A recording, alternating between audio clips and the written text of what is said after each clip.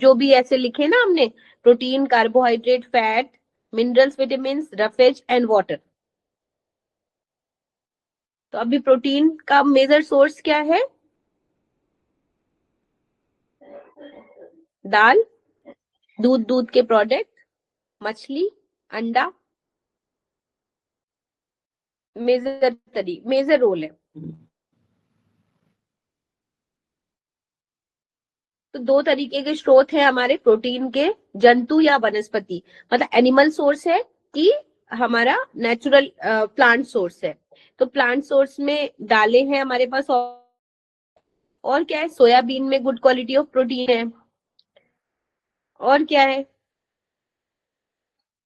है, बीन्स है, दूध है, अंडा है, वो नॉन वेज वालों के लिए। हाँ, दूध को उसी में आ गया, और उसमें तो बहुत सारा है, मछली है, अंडा है, दूध है, दूध के प्रोडक्ट्स हैं, राइट।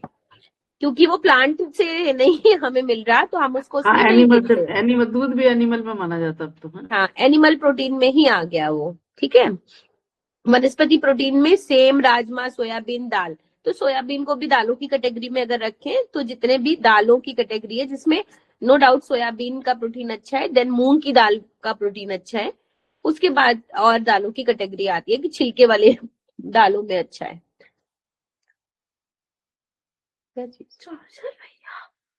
तो नहीं चल पाएगा मेरा तरीका।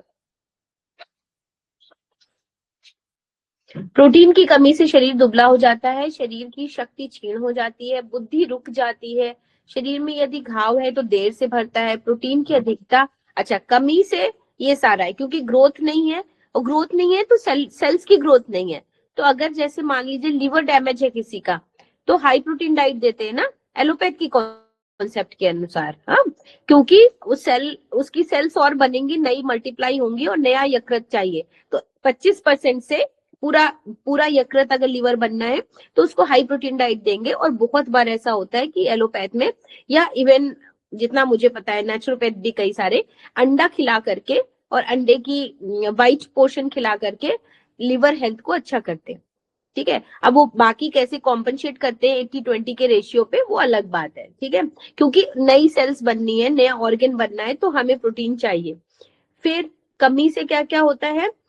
दुबला हो जाता है, क्योंकि बॉडी बिल्डिंग एलिमेंट है, शक्ति क्षीण हो जाती है, बुद्धि रुक जाती है, और घाव इसीलिए देर से होता है। तो अगर कहीं पे भी डैमेज है, तो नई सेल्स को बनने के लिए, रियर एंड टीयर के लिए आपको प्रोटीन चाहिए। पर एक जगह पे प्रोटीन कम हो गया ना, जब हमारी ग्रोथ पूरी हो गई 25-26 साल तक, तो 26 साल के बाद हमारी ग्रोथ नहीं है, अब रुक गई, जितनी बढ़नी थी बढ़ गए। अब उसके बाद जो रिपेयर है, उसके लिए प्रोटीन चाहिए, और अदरवाइज उससे ज्यादा प्रोटीन ले रहे हैं, तो हमें उसको डाइजेस्ट करने के लिए मेहनत करनी पड़ेगी।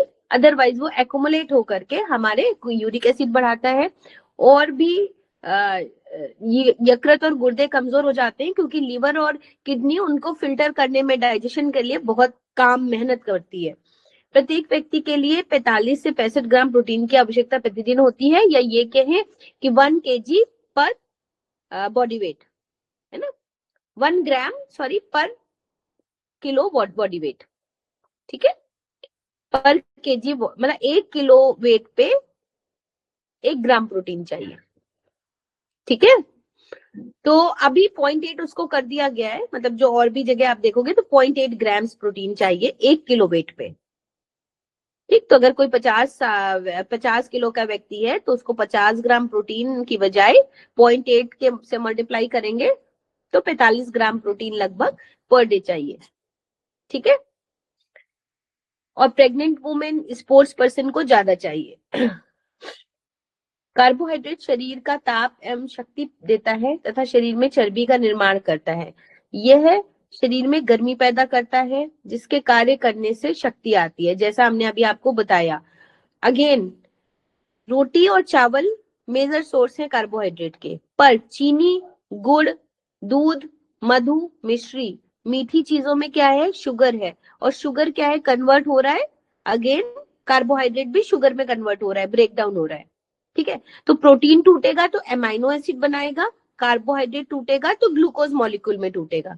तो कोई भी मीठी चीज भी टूटेगी तो ग्लूकोज मॉलिक्यूल में टूटेगी। तो अभी ये मिश्री है, गुड़ है, चीनी है, अगर सीधा सीधा ये नहीं खाया, दूध और चावल भी खाया, तो भी वो चीनी में कन्वर्ट हुआ, है ना, तो भी शुगर कंटेंट ही बढ़ाता है, ग्लूकोज ही बढ़ाता है बॉडी में। इन पदार्थों को अधिक खाने से जल्दी मोटे हो जाते हैं। गेहूं, बाजरा, जौ, ज्वार व चावलों से भी कार्बोहाइड्रेट प्राप्त होता है। आलू, चुकंदर, शकरकंद, नारियल, केला, संतरा, अंगूर, अमरूद, आम, खरबूजा, छुआरा, मुनक्का, किशमिश तथा दूध से भी कार्बोहाइड्रेट मिलता है।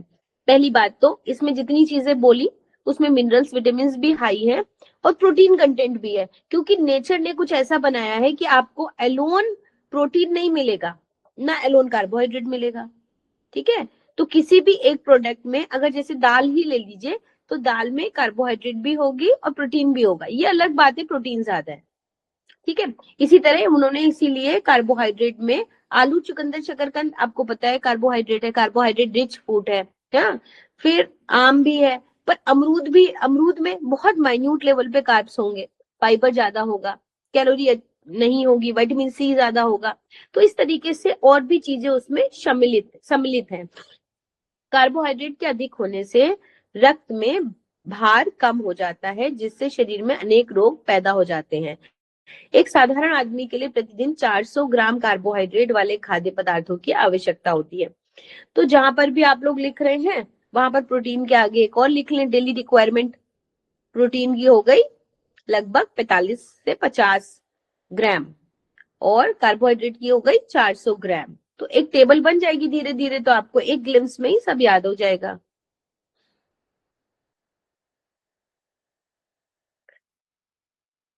अब देखिए, वसा वाले पदार्थ से भी शरीर की ऊर्जा तथा ताप प्रभावित होता है ना? फैट क्या कर रहा है? शरीर की ऊर्जा तथा ताप, टेम्परेचर रेगुलेटर का काम करता है और एनर्जी भी देता है। भोजन में वसा तथा कार्बोज दोनों के पदार्थ रहने को शरीर से अधिक ऊर्जा तथा ताप प्राप्त होता है। जब शरीर को श्रम करना होता है तो कार्बोनिक एसिड गैस बनती है, जो वसा वाले पदार्थों को अधिक शक्ति उत्पन्न करने की सहायक होती है। वसा की कमी से शरीर निर्बल, क्षीण तथा बेडौल हो जाता है, और इसकी अधिकता से मोटा, भद्दा, बेडौल हो जाता है। ठीक है, तो फैट एक अप्रोप्रिएट मात्रा में बॉडी में रहना बहुत जरूरी है। अगर बिल्कुल नहीं होगा तो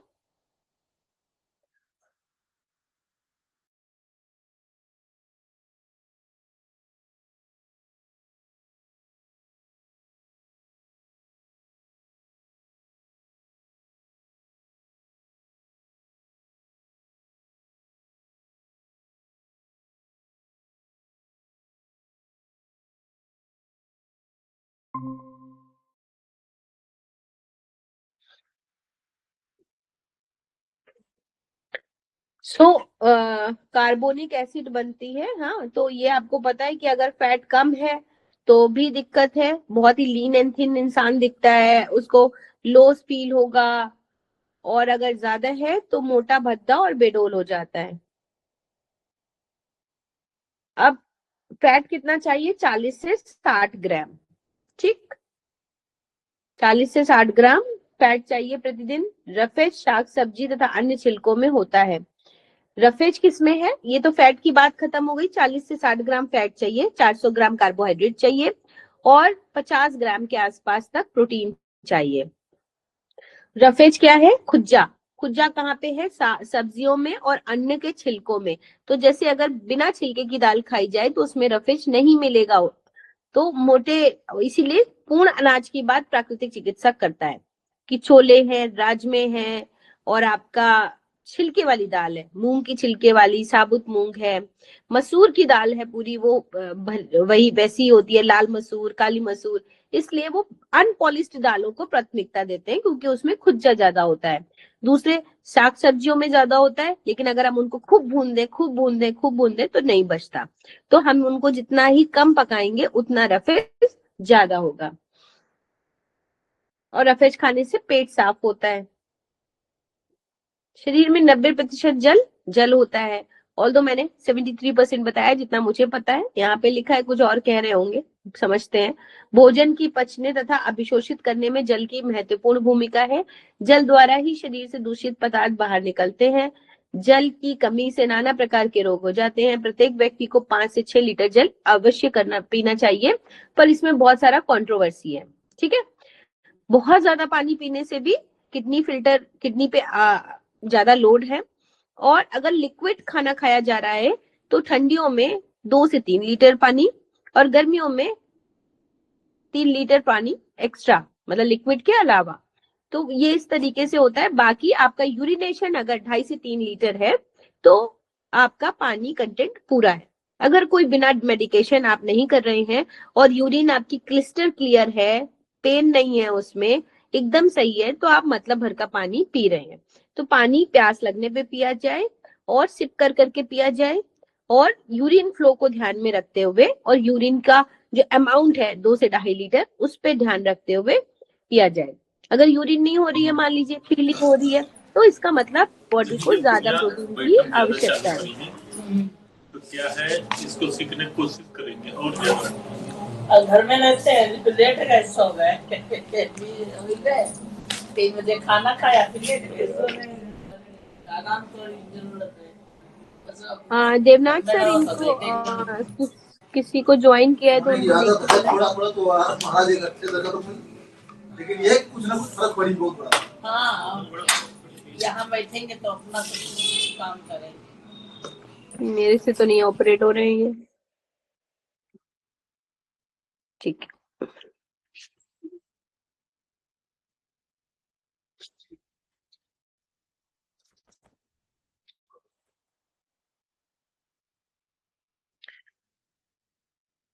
फिर 5 से 6 लीटर जल की आवश्यकता होती है, ये आप समझ लेना। 3 से 4 लीटर काफी है। विटामिन बी टमाटर, बी भी पाया जाता है। विटामिन बी टमाटर, पत्तेदार सब्जी, अनाज, दाल, दूध, मूंगफली आदि में पाया जाता है। इसकी कमी से शरीर में रोग प्रतिरोधक क्षमता कम हो जाती है। विटामिन सी फलों तथा सब्जियों में पाया जाता है। आंवला विटामिन सी का मुख्य स्रोत है। इसकी कमी से स्कर्वी हो जाता है, मसूड़े कमजोर हो जाते हैं, उनमें खून निकलने लगता है। विटामिन डी किसमें पाया जाता है? मछली के तेल में तथा सूर्य के प्रकाश में। इसीलिए कॉड लिवर ऑयल या फिश लिवर ऑयल बच्चों को भी पहले खिलाया जाता था, छोटी पीली गोलियां, और आज उसके नाम पे कितने महंगे सप्लीमेंट आते हैं। बेसिक कॉम्पोजिशन वही होता है। तो अगर मैं समय समय पर पेशेंट को भी लिख देती हूँ कि अगर ठंडियों के दिनों में कॉड लिवर ऑयल आप खा लें तो विटामिन डी भी कंट्रोल होता है और बाकी बॉडी को भी नरिशमेंट मिलता है। तो विटामिन डी का अच्छा स्रोत है फिश लिवर ऑयल। और दूध कमी से आपको मसूड़े कमजोर हो जाते हैं, स्कर्वी हो जाता है। दूध, दही, लस्सी, पनीर में कैल्शियम होता है। अनाजों तथा सब्जियों में फास्फोरस होता है। विटामिन डी की कमी से अस्थियां मुलायम हो जाती हैं और सूखा रोग हो जाता है। तो विटामिन डी आपको धूप में ही रहना होगा, और वो भी नेकेड बॉडी में धूप ली जाए तभी विटामिन डी एब्जॉर्ब होता है, नहीं तो नहीं होता। शरीर को खनिज लवण भी आवश्यक है। हमारे शरीर के लिए आवश्यक लवण खाद्य पदार्थों से मिलता है। ये खनिज लवण बिना पकाए भोजनों जैसे कच्ची साग सब्जियां, फल आदि में पाया जाता है। हमारे शरीर में त्वचा, रक्त तथा अस्थियां सभी लवण से भरी हैं। रक्त में सोडियम, पोटेशियम, क्लोराइड, फास्फोरस 4 प्रकार के लवण पाए जाते हैं जो शरीर का निर्माण इन्हीं कोशों से होता है। तो सोडियम का, देखिए, एक हम लोग जाते हैं कि नमक खाना है, नमक खाना है, पर वो नुकसानदायक है। वो जो मिनरल है वो हमारी बॉडी में डिजोल्व नहीं होता। तो नेचुरल मिनरल अगर हमें लेना है तो हम सोडियम, जो जैसे नींबू है, नींबू में पर्याप्त मात्रा में सोडियम है। तो जितने भी स्वीट खट्टे फल होंगे उनमें भी सोडियम पर्याप्त मात्रा में होगा, और अगर आप उनको लेंगे तो बॉडी को ज्यादा अच्छा फायदा होगा। इसी तरह लौकी है, हरी पत्तेदार सब्जियां हैं, इन सबको लेंगे तो आपको ज्यादा हीलिंग होगी और मिनरल्स अच्छे रहेंगे।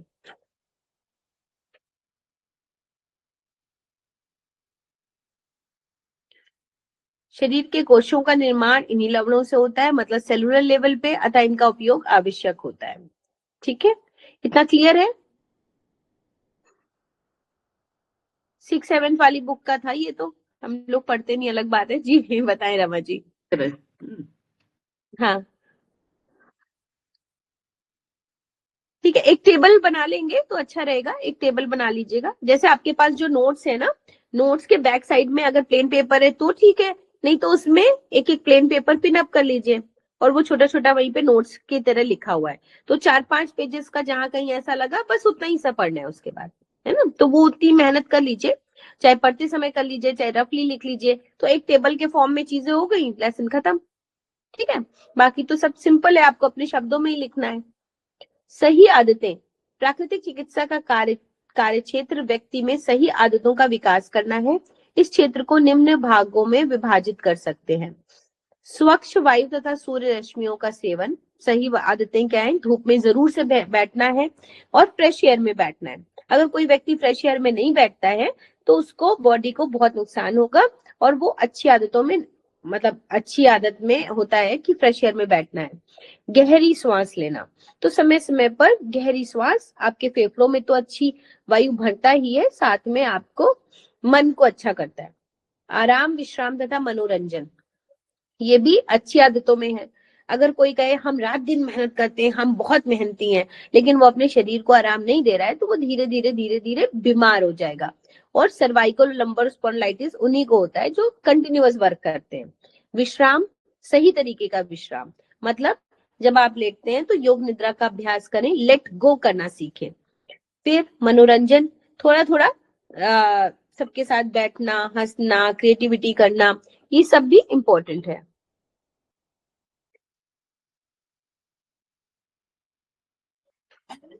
फिर पर्याप्त निद्रा, गहरी नींद लेना और अच्छी नींद लेना, कि बिना किसी दिक्कतों के इंसान अच्छी गहरी नींद सो जाए, ऐसा।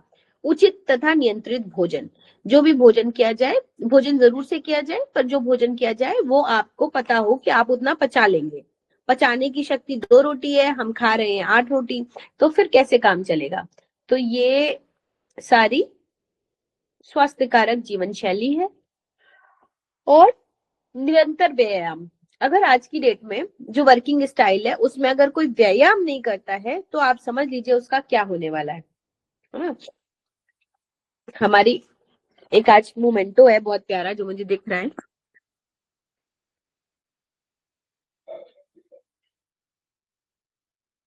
है सुंदर।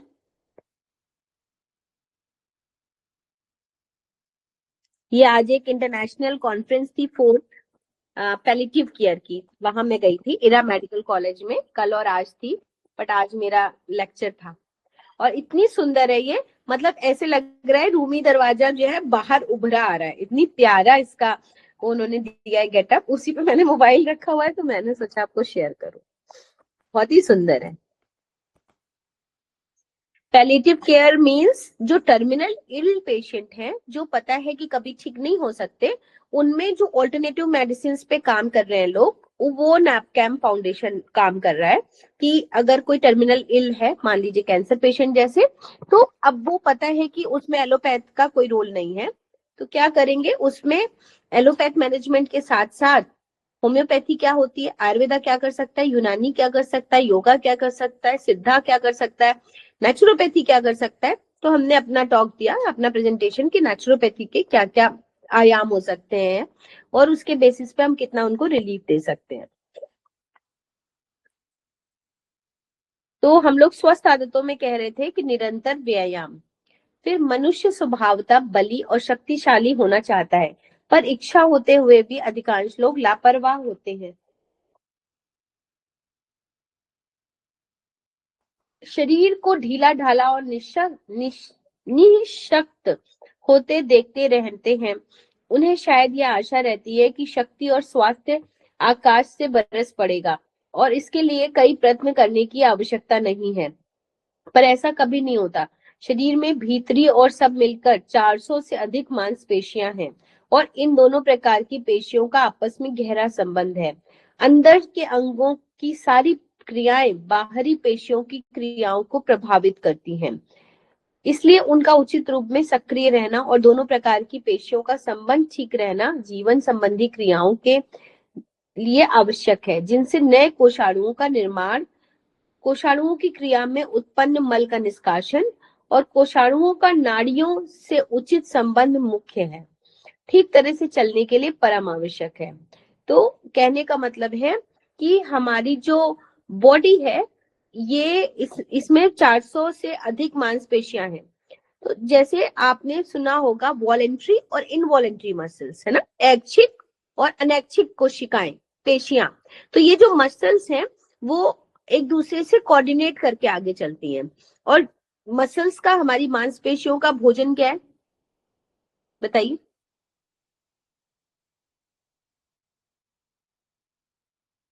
रमा जी अनम्यूट करिए। पेशियां भी तो बिल्डिंग ब्लॉक ही हैं, तो प्रोटीन की तो जरूरत होगी उनको। हाँ ठीक है, प्रोटीन से मसल्स बनती हैं।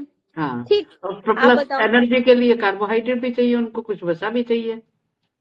बियॉन्ड भोजन बताइए, हमारी मांसपेशियों अच्छा। का भोजन क्या है? मांसपेशियां कैसे दुरुस्त रहेंगी?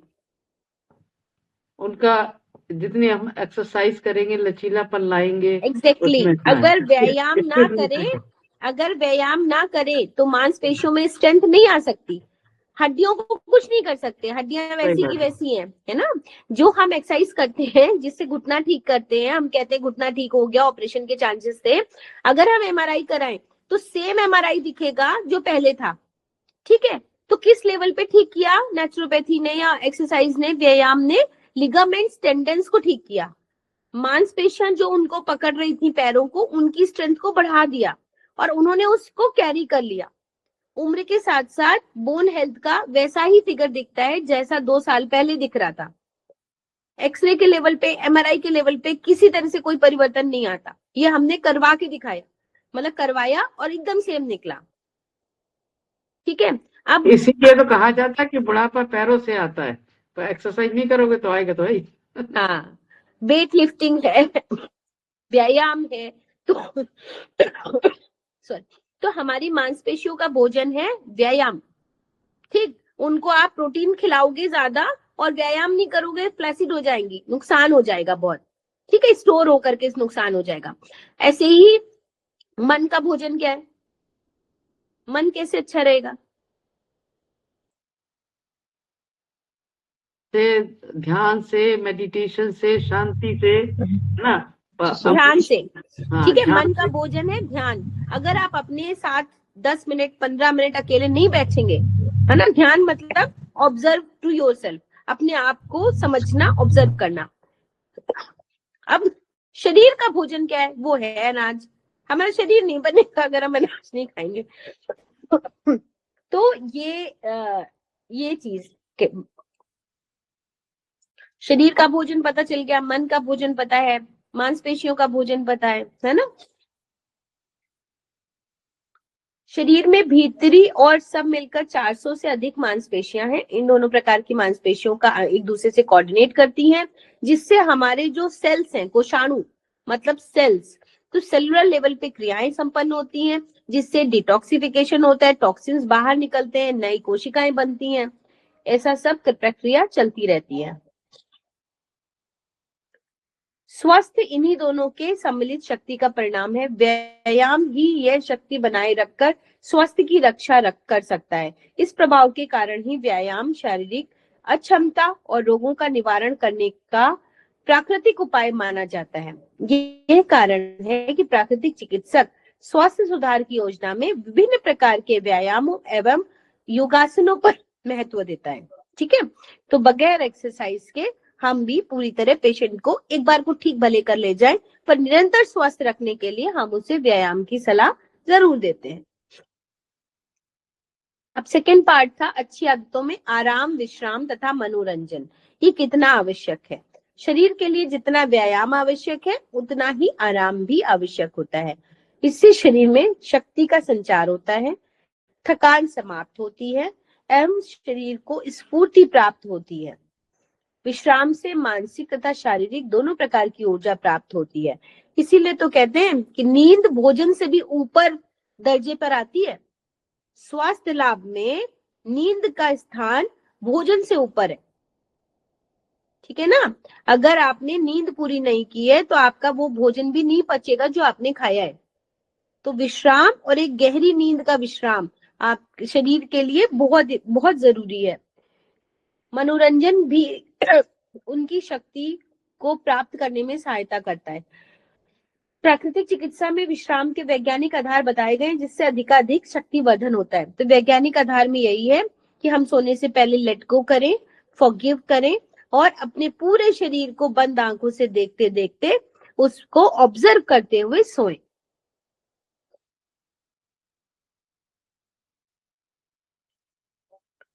पंचतंत्र एवं प्रकृति के नियम।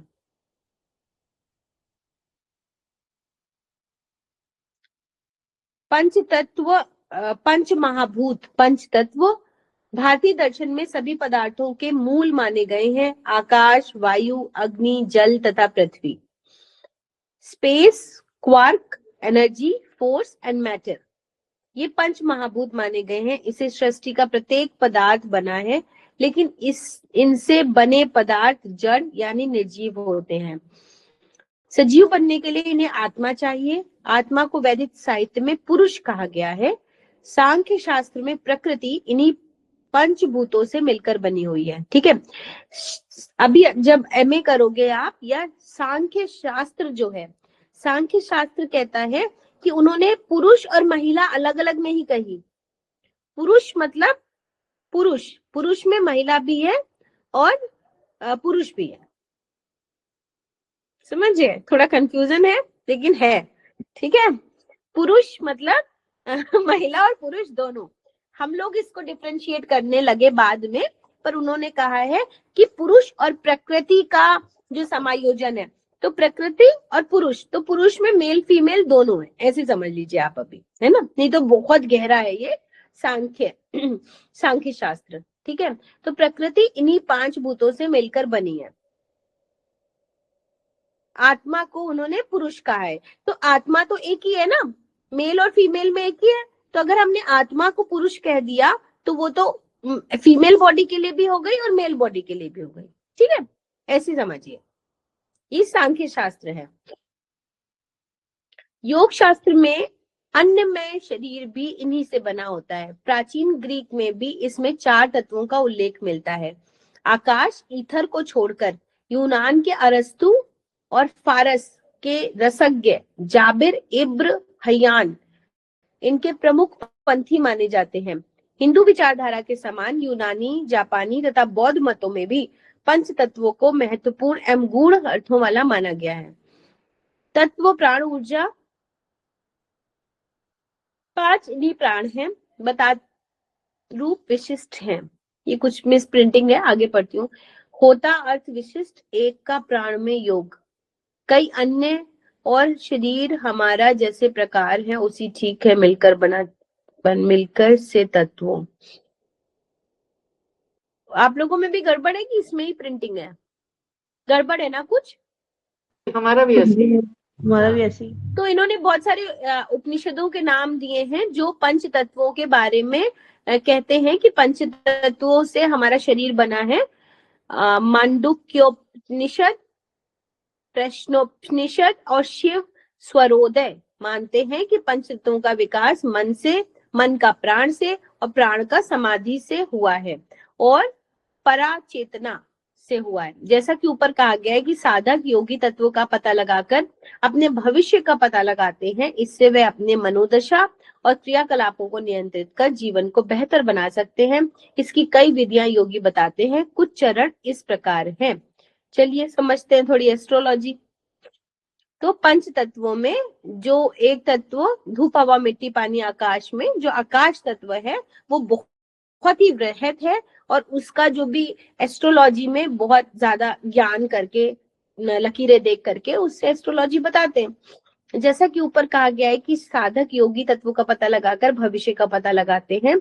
छायोपासना कर कंठ प्रदेश पर मन को एकाग्र किया जाता है। ठीक है, फिर उसको साधक अपलक निहारता है और उस पर त्राटक करता है। उसके बाद शरीर को जरा भी न हिलाते हुए आकाश में देखता है। फिर छाया की अनुकृति दिखती है। इसकी कुछ आवृत्तियों के बाद शंखमुखी मुद्रा का अभ्यास करने से शंखमुखी मुद्रा के अभ्यास करने से चिदाकाश, चित्त का आकाश में उत्पन्न होने वाले रंग को देखते हैं। ये जो भी रंग होते हैं उस पर ऊपर दी गई सारणी के हिसाब से तत्वों का पता चलता है। उदाहरणतः अगर ये पीला है तो पृथ्वी तत्व की प्रधानता मानी जाती है, जो कि प्राकृतिक चिकित्सक, अगर आप इसमें जाएंगे कि आकृति से रोगों की पहचान, लुई कुने द्वारा लिखित बुक है जो, उसमें ऐसा कुछ भी मेंशन नहीं है। ठीक है, ये यहाँ पर एस्ट्रोलॉजी की बात कर रहे हैं। ठीक, कि आपने एक छाया देखी और मेडिटेट किया तो छाया से एक और फिगर बना, फिर वो किस रंग का है, फिर उसका एग्जाम्पशन करके बताया। तो इसका बहुत ज्यादा ना तो मुझे ज्ञान है और ना इसमें ज्यादा घुसने की आवश्यकता मुझे दिखती है। ठीक, तो ये इस तरीके से इन्होंने तत्वों का पता लगाया, यदि पीला है तो उसके आधार पे बताया। प्राचीन समय से ही विद्वानों का मत रहा है कि इस सृष्टि की संरचना 5 तत्वों से मिलकर हुई है। सृष्टि में इन 5 तत्वों का संतुलन बना हुआ है। यदि यह संतुलन बिगड़ गया तो प्रलयकारी हो सकता है। जैसे यदि प्राकृतिक रूप से जल तत्व की मात्रा अधिक हो जाती है तो पृथ्वी पर चारों ओर जल ही जल हो जाएगा और बाढ़ आदि का प्रकोप अधिक हो जाएगा। आकाश, वायु, अग्नि, जल और पृथ्वी को पंच तत्व नाम दिया गया है। माना जाता है कि मानव शरीर भी इन्हीं 5 तत्वों से मिलकर बना है। वास्तविकता में यह 5 तत्व मानव की 5 इंद्रियों से संबंधित है। 5 इंद्रियों से 5 तत्व, यहाँ पे भी आप अपना नोट्स में लिख लो, वो सब ऐसा ही था, उसमें कुछ नहीं आने वाला। तो 5 तत्वों से 5 इंद्रियों से संबंधित हैं। जीभ, नाक, कान, त्वचा और आंखें हमारी 5 इंद्रियों का काम करती हैं।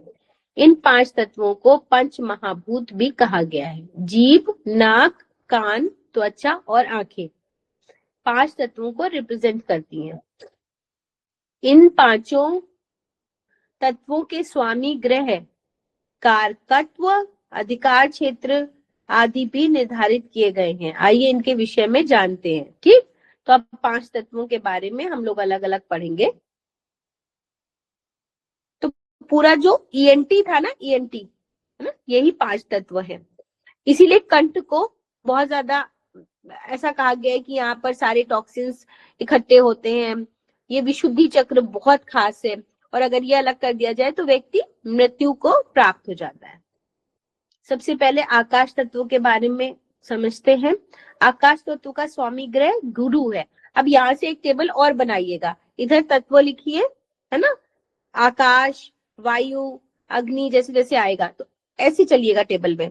तो पहले इधर थोड़ी थोड़ी गैप पे लिख लीजिए आकाश, फिर वायु है, थोड़ा गैप, 3-4 लाइनें छोड़िए, गैप थोड़ा छोड़िए, फिर वायु लिखिए, फिर आप लिखिए नीचे अग्नि, फिर आप लिखिए जल, फिर आप लिखिए पृथ्वी। ठीक, अब हम लोग इसके राइट साइड में चलेंगे, जो भी इसकी प्रॉपर्टीज होंगी उसके राइट साइड में चल के लिखते जाएंगे।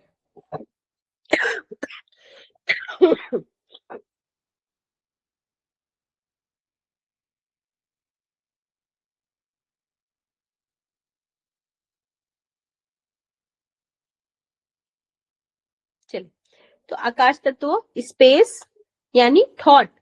तो अब आप ऐसा भी लिख सकते हैं, आकाश तत्व के आगे राइट साइड को बढ़िएगा टेबल में। अब नीचे तो लिखी थी आपने 5, तो राइट साइड में डैश करके लिखिए स्पेस ऑब्लिक थॉट। आकाश तत्व का स्वामी ग्रह गुरु है। अब उसके आगे डैश करके लिखिए, जहां पे आप सबके स्वामी लिखेंगे लाइन से, तो गुरु लिखिए, गुरु। आकाश एक ऐसा क्षेत्र है जिसकी कोई सीमा नहीं है। पृथ्वी के साथ साथ समूचा ब्रह्मांड इस तत्व का कारकत्व शब्द है। इसके अधिकार क्षेत्र में आशा तथा उत्साह आदि आते हैं। वात तथा कफ इसकी धातु है। अब इसके बगल में धातु, ऊपर लिखिए धातु, उसके पहले आपने ग्रह लिखा था। पहले तत्व, तत्व के बगल में राइट साइड बढ़ेंगे तो आपने ग्रह लिखे और ग्रह के आगे आपने धातु लिखी। तो आकाश तत्व की धातु क्या है? वात और कफ। वास्तुशास्त्र में आकाश शब्द का अर्थ है रिक्त स्थान। आकाश का विशेष गुण शब्द है। अब धातु के बाद शब्द लिखिए। जो आप टेबल बना रहे हैं ना, तो पहले आपने ग्रह लिखा, स्वामी ग्रह कौन सा था, फिर आपने लिखा है धातु, और अब आप लिख रहे हैं गुण क्या है, तो गुण में शब्द लिख दीजिए नीचे, और इस शब्द का संबंध हमारे कानों से है। आप ऑर्गन लिखेंगे तो शब्द कहां से सुनाई देते हैं, कान, तो दाहिनी साइड पे कान लिखिए।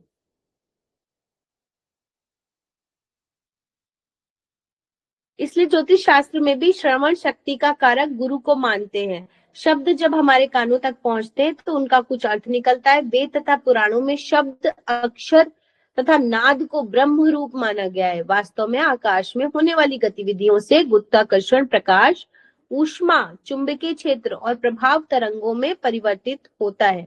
इस परिवर्तन का प्रभाव मानव जीवन पर भी पड़ता है। इसलिए आकाश कहें या अवकाश कहें या रिक्त स्थान कहें, हमें इसके महत्व को कभी नहीं भूलना चाहिए। और आकाश का देवता भगवान शिव जी को माना गया है। अभी हमने ऊपर स्वामी ग्रह की बात की थी, अब सबसे लास्ट में ऊपर देवता की बात लिखिए, तो नीचे शिव जी लिख दीजिए सबसे राइट साइड में टेबल के। ठीक, अभी सबके बारे में आ जाएगा तो आपको अच्छा लगेगा। अब वायु तत्व को पढ़ेंगे तो उसके आगे लिखिए एयर ऑब्लिक ऑक्सीजन आ जाएगा। अब इस टेबल में स्वामी ग्रह शनि हो जाएगा। जो स्वामी ग्रह चल रहा है, ऊपर लिखा था हमने बृहस्पति, गुरु, और इसमें हो जाएगा शनि। ठीक, और जहां पर हमने लिखा था शब्द, उसके नीचे वायु के साइड में आ जाएगा स्पर्श, है ना। और जहां पर हमने लिखा था कान, कान लिखा था ना, श्रवण, शब्द कानों से सुनते हैं, उसके नीचे आ जाएगा त्वचा।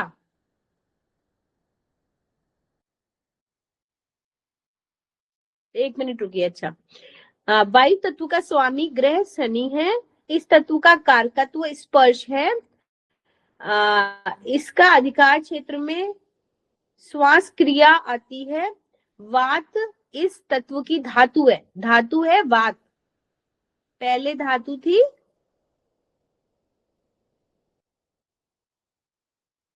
वात का, हाँ, पहले बात और कब दोनों थी, अब बात है। हाँ इसमें बात ही बात है। हाँ, इसमें बात है। वात का वात इस तत्व की धातु है। ये धरती के चारों ओर से वायु से घिरी हुई है। संभव है कि वायु तथा अथवा वात का आवरण ही बाद में वातावरण कहलाया हो। वायु में मानव को जीवित रखने वाली ऑक्सीजन मौजूद है। जीने और जलने के लिए ऑक्सीजन बहुत जरूरी है। इसके बिना मानव की कल्पना भी नहीं की जा सकती।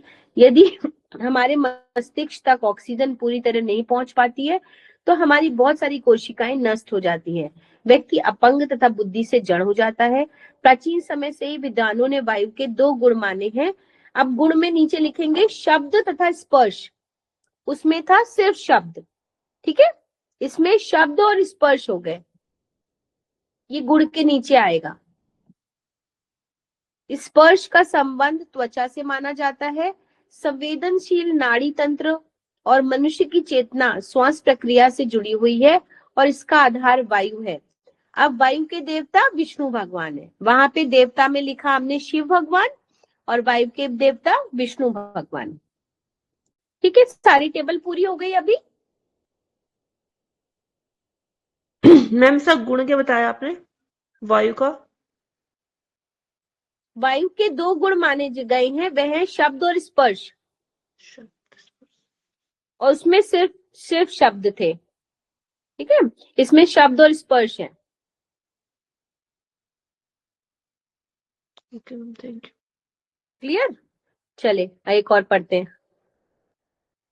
अग्नि, अग्नि में फायर ऑब्लिक टेम्परेचर, तापमान की बात करेंगे तो भी अग्नि, और अगर अग्नि की बात करेंगे तो भी अग्नि, फायर। सूर्य तथा मंगल अग्नि प्रधान ग्रह होते हैं। तो अभी जो हम लोग ग्रह लिख रहे हैं इसमें सूर्य और मंगल, मंगल है, सूर्य तो है ही है, मंगल और सूर्य, मंगल और सूर्य ग्रह होने से अग्नि तत्व के स्वामी ग्रह माने गए हैं। स्वामी ग्रह के नीचे लिख लेंगे अग्नि का कारकत्व रूप है। अभी हम लोग शब्द, स्पर्श, अब रूप, ये रूप हो गया।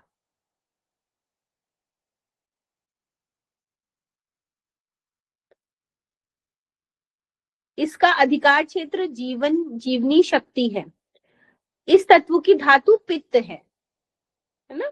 अभी वात आई, फिर कफ आई, फिर पित्त आई।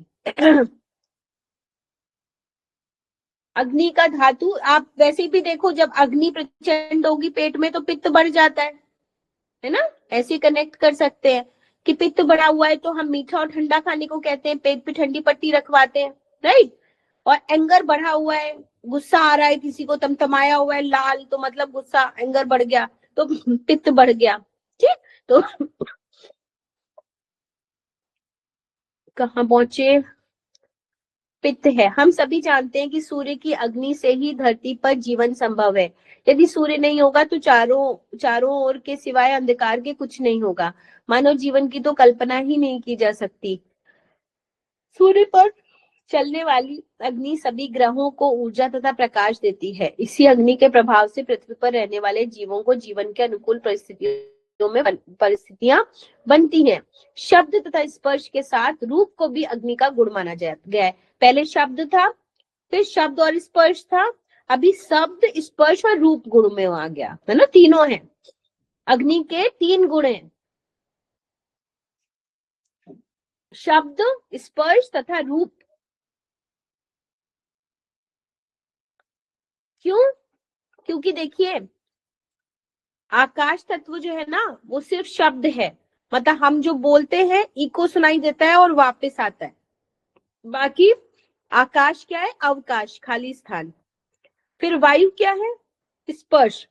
वायु को देखा नहीं जा सकता, उसका कोई रूप नहीं है, बट वो अगर हमारी त्वचा को छूती है तो हम उसको बता सकते हैं भाई यहाँ वायु है, ठीक। वायु नहीं होगी तो सफोकेशन हो जाएगा, कुछ भी नहीं है, पर हम उसे महसूस कर सकते हैं। फिर अग्नि क्या है? हम उसे देख भी सकते हैं कि अग्नि है, ठीक है। तो उसके साथ रूप भी आ गया। रूप को भी अग्नि का गुण माना जाता है। रूप का संबंध नेत्रों से माना गया है। अब रूप है, शब्द कहाँ से थे? कान से, ठीक। और स्पर्श कहाँ से था? त्वचा से। और रूप कहाँ से है? आंखों से। और वैसे जो स्पर्श है उसको उन्होंने नाक से कहा है, क्योंकि वायु तत्व है ना, तो उन्होंने नाक से कहा है त्वचा की बजाय, क्योंकि हमारा ईएनटी ही पंच महाभूतास हो गया ना इसके पहले, तो उसको करेक्ट कर लीजिए। हम दूसरे शब्दों में बता रहे थे, दूसरे सेंस में, ठीक है। तो अब ये जो ऑर्गन हम लिख रहे हैं उसमें नेत्र आ जाएगा। पहले में कान आया, दूसरे में नाक आई और तीसरे में नेत्र आ गए। ऊर्जा का मुख्य स्रोत अग्नि तत्व है। सभी प्रकार की ऊर्जा, चाहे वह सौर ऊर्जा हो या आणविक ऊर्जा हो या ऊष्मा ऊर्जा हो, सभी का आधार अग्नि है। अग्नि के देवता सूर्य है, ये आपको पता ही है। तो शिव जी हो गए, विष्णु जी हो गए और सूर्य हो गए ना। ऐसे टेबल बना के कितना अच्छा है। अब ये बार बार आप लोग कहाँ तक पढ़ोगे।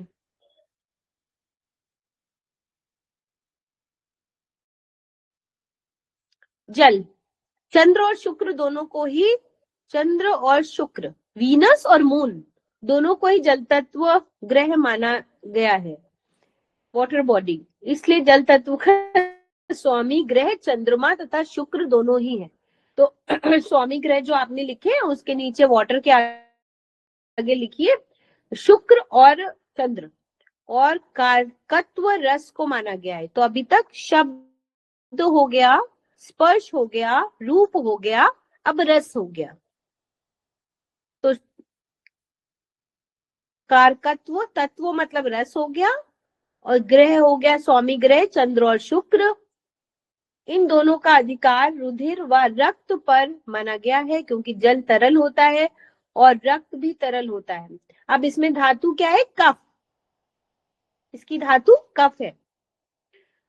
कफ धातु इस तत्व के अंतर्गत आती है। विद्वानों ने जल के 4 गुण, शब्द, अब इसमें इसके 4 गुण हैं। शब्द भी है इसमें, स्पर्श भी है, रूप भी है, रस भी है, ठीक है। गुण ऊपर से बढ़ते जा रहे हैं। पहले शब्द था, फिर शब्द और स्पर्श हुआ, शब्द, स्पर्श और रूप हुआ, अब शब्द, स्पर्श, रूप और रस हुआ, ठीक।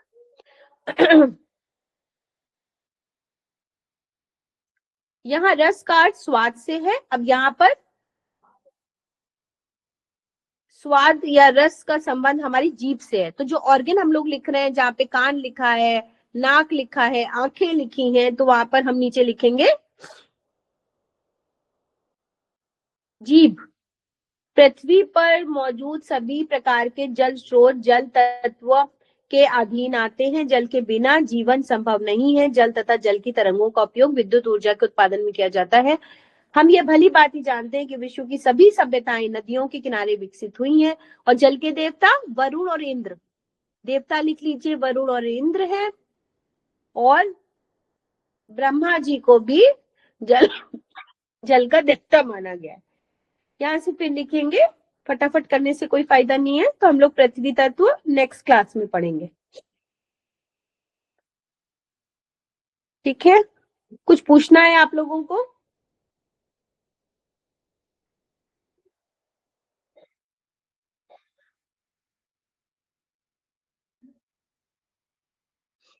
कविता जी पूछना है कुछ? अभी तो कुछ क्लियर? नहीं, लेकिन